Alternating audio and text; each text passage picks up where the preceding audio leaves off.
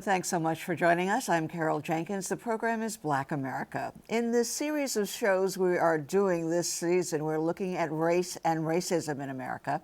Today we take a look at the presence or absence of women of color in the media in America, the missing and in some cases vanishing women. With us to explain this phenomenon is Cristal Williams Chancellor, Communications Director of the Women's Media Center. She's an experienced former newswoman, part of a Pulitzer Prize-winning team that covered race in Akron, Ohio. And joining us via Skype from Little Rock, Arkansas, Pulitzer Prize-winning journalist Katti Gray, who among many journalistic duties runs the urban journalism program at NYU. And thank you both so much for being with us. Katti, you're our first Skype. And from Little Rock, of all places. Yeah, it's a pleasure. It's a right, pleasure. thanks for bringing in the South here. Yeah. Cristal, Yes. I want to start with you. I want to ask both of you to place yourselves in Black America, how you relate to Black America. Sure, and thank you, first of all, Carol, for having Katti and I on this program, your Emmy Award-winning program. And Carol has always been very legendary and the first president of the Women's Media Center, and so I'm just delighted to be here to share about where women and women of color stand in media. I was born in the Deep South in Philadelphia, Mississippi, at a time where, as you know, civil rights was very much on the ground there. My father was a career military man. We traveled both extensively in the U.S. and internationally. And the thing that I most remember is that there always was a newspaper on our doorstep in the morning. And that was what first got me interested in the news, in news events, and how news could really impact and shape the world. I went to college, studied journalism, newspaper journalism. As you mentioned, worked at the Akron Beacon Journal, worked on the Question of Color, which looked at race in America. And after spending several decades in the news media, I wanted to be more a part of change to make sure that there were more women, particularly women of color, in media, which is where I came to the Women's Media Center. Well, great, and thank you for what you all have done with the Women's Media Center. It's just a powerhouse now and for all women working in media or being covered by media, doing terrific work. So, Katti, place yourself in Black America and how it brought you to your career. Sure. My story is so parallel to Cristal's. I have spent most of my adult life and most of my professional career in New York, but I'm freelancing as a journalist now, and so I float between New York and my hometown, which is Little Rock. I am talking from, as we call it, my home house, the place where I grew up with a mother and a father and 4 siblings in a 3-bedroom, 1-bath house. Sort of tract home is very typical of the community at that time as Black folks were coming up in many ways out of the fields and into the city. Short of the long, I am speaking. I am about a mile away from Central High School, which last night some union leaders, some parents, some community activists conducted a candlelight vigil to raise the issue that the Little Rock School District is right now in a conservatorship. It's overseen by the state. It is an overwhelmingly Black and brown school district, a largely resegregated school district, far from my days in middle school, junior high, and high school here when the district was highly half and half Black and white. White folks have largely fled this district. And somehow it all comes full circle to me as I'm looking at things like that. I recently covered a historic race massacre, 100th anniversary of it in a small town called Elaine, Arkansas. I do journalism because of those stories, but also because of these sort of untold stories, these stories that are not just race specific. Like Cristal, I grew up in a household, my parents subscribed to both of what then were 2 daily newspapers in my hometown. And often the stories were very race specific. They were about the latest boycott, the latest Black on Black crime, but rarely did I see stories about the expanse of Black life life in my hometown, and those are all the reasons that I'm So, still in craft. right, right. So two lives, two careers, very much impacted by the news, by the newspaper showing up on the front step every morning and spending, you say decades, it's hard to imagine that, but at any rate, decades in the newsroom. And now at the Women's Media Center, talk to us about this report, because before it came out, most of us really had that sense that there was regression in progress of women of color going into news media of all, whether it's television or print or whatever, that feeling that we weren't quite seeing as many faces or reading as many bylines. So, what prompted the Women's Media Center to take on this project?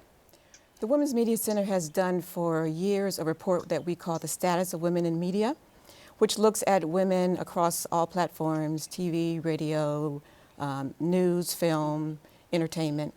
And the one thing that we noticed in our annual reports was that there was some research on women of color, Black women, Latina women, but there were not a lot of both research and information about where women of color stood in the news media. And so we decided to take a closer look at where women of color are in news media. And anecdotally, we know that, when we looked at the television, we listened to the radio, we looked at the newspaper, and just from our own experiences, Katti and I, when we were in the newsroom, we didn't see a lot of change. Unfortunately, there still is not a lot of research that shows the number of women of color in the newsroom. We relied pretty heavily on research from the American Society of News Editors and the Radio Television Digital News Association research as well, Right. which showed that for women of color in print news, women of color are only 8% of the news media. For local television, it's 12.6%, and for radio, 6.2%, which, as we know, does no way reflect the media that should be representative of the voices and the stories if our media is to be credible and accurate. And so through the Status of Women of News, Women in Color news report, we wanted to take a look at what those stories were behind the scenes. We talked to 30 women of color across various platforms. That was very helpful, a very important part of it, to have the firsthand experiences of neglect, being passed over, racism, or in some instances, success. Yes. And there were, as you said, frustrations as well as some successes. We talked to Soledad O'Brien, who now has her own media, Starfish Media Group, in addition to Nicole Hannah-Jones, who we all know now has spearheaded that wonderful 1619 project at New York Times. Right, right. In addition to Joy Reid, who is on MSNBC and has her own show, and just other women across television news, in addition to Ann Curry, who we remember from being a broadcaster as well. Sure. So a lot of those stories, though, Katti, are not exactly happy stories. In fact, I was just looking at a review of Carole Simpson, and you have to be of a certain age to remember Carole Simpson. But for many years, the only Black woman anchor of the network news. She was at ABC on the weekends, and she left, I think, she was off the air before 2005, but she left the company in 2005. There has not been another Black woman anchoring the network news since Carole Simpson. That's 15 years. That's outrageous. Now, Katti, you wrote the report for the Women's Media Center and talked to a lot of the women. Tell us what the most surprising, provocative thing was that you came away from with when you were doing it. Across the board, and I'm not so sure that I was surprised by it as much as felt a certain dismay, a kind of lament that even among these women who were highly successful, Dana Kennedy, who is a Pulitzer winner, had left the New York Times to become the first Black, the first female to be administrator of the Pulitzer Prizes. Sort of the consistent stories that I've had these wonderful opportunities. I've gotten to cover these amazing stories. Soledad shared the same thing with that, and Nicole Hannah-Jones even. feeling somehow that still you are running into a brick wall, that No. there is this glass ceiling still. And so in order to do the kind of work, to be a conduit, to tell the stories that you know are important, um, you have to move, or you are moved out. I have a dear editor friend who used to say it would be wonderful if Black folks and women and other folks of color could come into the newsroom and just do the work without the added burden of also fighting on this issue of diversity and equity and who gets to shape the narrative of news in the country. And that was sort of a repeated refrain, even among folks who love their work and are doing Very well. happy. They all have stories to tell. Yes. We recently had the Tamron Hall story where she was replaced and there was a huge furor. She has her own talk show now. I think that ultimately many women of color find a way of succeeding. Soledad, certainly has, and Tamron is now back on the air. But that seemed to be a very blatant replacing a woman of color with a blonde woman who seemed to be not as talented.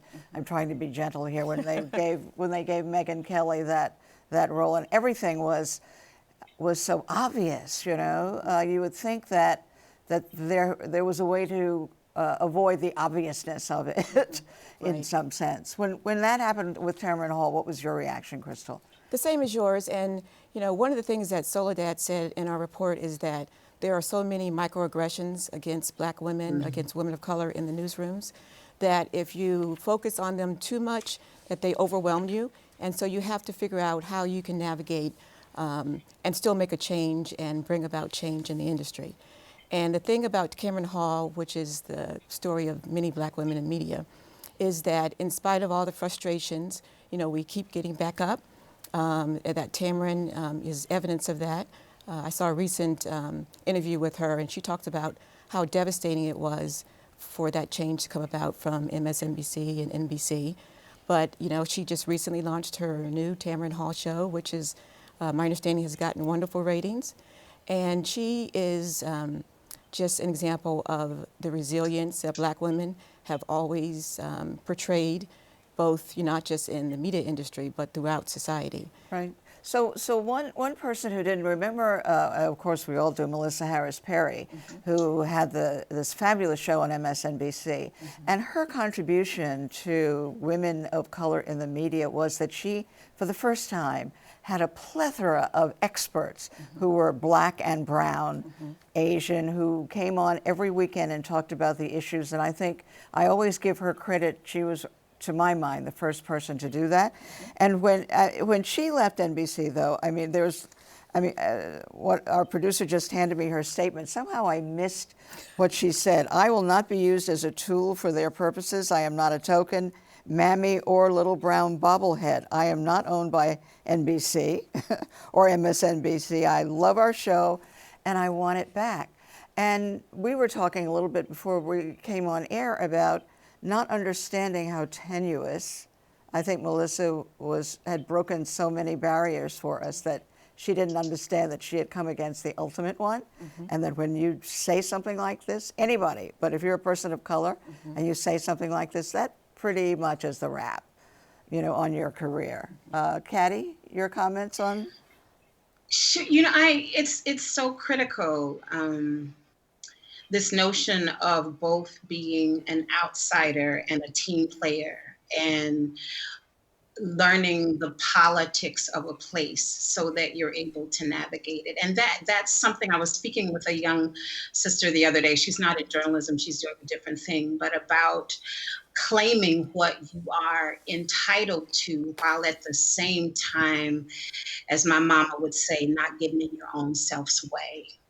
I can remember when I was at Newsday, at the time that it was the 6th largest newspaper in the country, I'd gotten this great big gig, and I had some difficulties with an editor there, and got my first review, told him I would not be signing it, that I would write my rebuttal and I would bring it in the next day. And I sit down at my desk, and my dear friend, dear friend Dan Fagan, who is a Pulitzer winner himself and teaches at NYU, who happens to be white, says, "How'd it go?" And I mumble some profanities, and I said, "And I'm going to go talk to the executive editor." And he says, "How about you approach it this way?" And I was 29 years old at the time, and I am trying to learn as a woman and a person of color to claim what is mine, these things that we're not taught in our community, not as women, not as people of color. It was such a good lesson for me, and it helped me. It moved me forward. And I think what we say and what postures we assume, even in our fighting, how we frame it is important. Yeah, so you mentioned the culture. I mean, the culture of media is, Yes. so it takes, I mean, almost everybody who's in the media is a team player, or should we describe ourselves that way? Because Sure. if your head goes above that team stance, you stand likely to be picked off. So how do we work with women of color, so knowing that in so many instances it is simply not your fault? It is just the fact that your skin is brown or black, and people have a problem with it. I know that Lean In did a study about, and this is the infuriating question, how often has your judgment been called into question? And for black women, it's like 40% of black women can tell you that story, where just because that was her opinion, her judgment was called in. For others, it's only 27%, but 40% of black women can report this, and infuriating. Although not surprising, because as black women, women of color, we have the challenge of race and gender and the intersection of both, and so therefore we not only get faced up with the misogyny, but also with racism in the newsroom, and that has continued to be a challenge from many of the women that I know who are still in the newsroom. There are still very few newsroom leaders, particularly black women, women of color, in those decision-making positions that really can set the tone for not only the coverage, but the representation of women and women of color throughout the newsroom. One of the things you mentioned, Melissa HarrisPerry, and with the unfortunate demise of her show, Joy Reid has taken over that slot and has done wonderfully in that position. One of the things that Joy Reid does, and that we at the Women's Media Center certainly advocate, is that she makes sure that all of her sources are diverse, that there is a representation of women, especially women of color, that there has to be at least 40% of the people that she interviews on her show, so that they're not all white men, and so that they look more like the America that we know. Right. So, Katti, that's a big problem. I know you work with young people who are going into the news business. I do. So talk to us about that and what they expect and what you tell them about succeeding in the newsroom. Sure. I run the New York University Urban Journalism Workshop. It is an amazing on-campus, live in the dorm for 10 days project for 20 mainly journalists of color from New York, New Jersey, and Connecticut. They are high schoolers. They are at least 16 years old. Most of them already are student journalists. Some of them are just sort of interested. They range from very privileged kids from private schools to kids who are straight out of the projects. And every year on my first day or before then, as I'm reading their biographies and their aspirations and their goals, I am just taken away by their desire to do this, knowing full well what time it is in the industry, that newsrooms are smaller, that in many instances salaries are smaller, but they are so clear how essential it is that people of color be at the table. And so we talk about what it is that all of us bring to the craft, where we grew up, who we know, who lives next door, who mom and them, like all of that. And we encourage them to bring their particular points of view to this work. We say this is not, in this sort of period of when some of what passes for journalism is just sort of navel gazing and self-absorption, but the need for them to be rigorously studied, to have that repertorial detachment so that no one can challenge them, so that no one can challenge the balance and fairness of their work. Yeah, their I judgment, question their Yes, judgment, right? all of that, Right, because and we're still up against that. yeah, and the Women's Media Center. Most people think that performing is sort of you either have it or you don't, but it can also be taught. And if you're going to succeed, places like the Women's Media Center, the Progressive Women's Voices training, where you train analysts to come on and be experts on shows, and then you have SheSource that actually places. You've created this fantastic database that's got experts. What I used to say about that is that, we in the SheSource database at the Women's Media Center, we have women who can build an atom bomb, except they don't want to. True. It's very true. Yes. Yeah. They'd rather talk about peace. Yes. So talk a little bit about the skills necessary. I mean, you really need.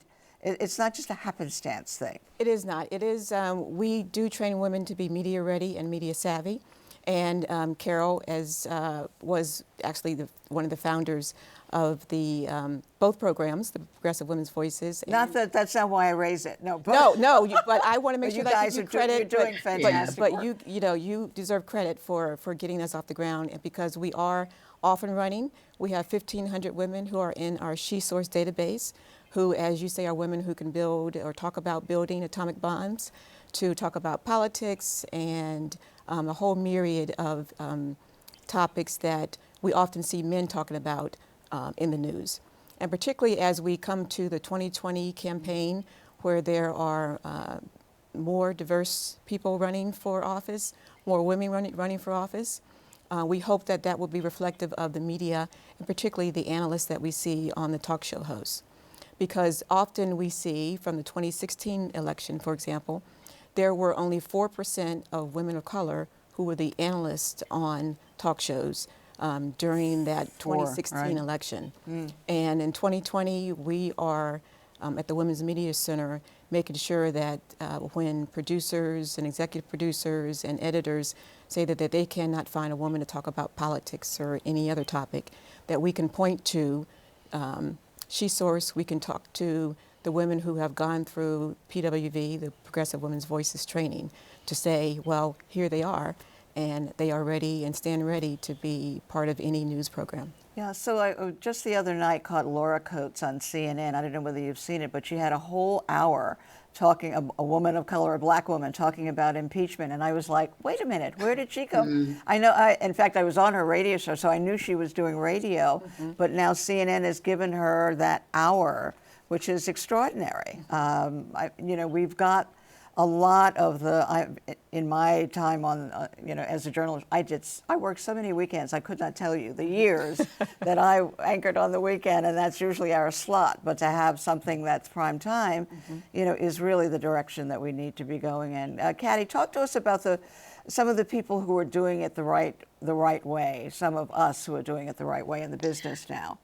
I really tried to highlight folks who may not be a national household name. I have the great blessing of judging a couple of national journalism contests yearly. And so I recently ran across the work of Shannon Green, who's a columnist at the Orlando Sentinel.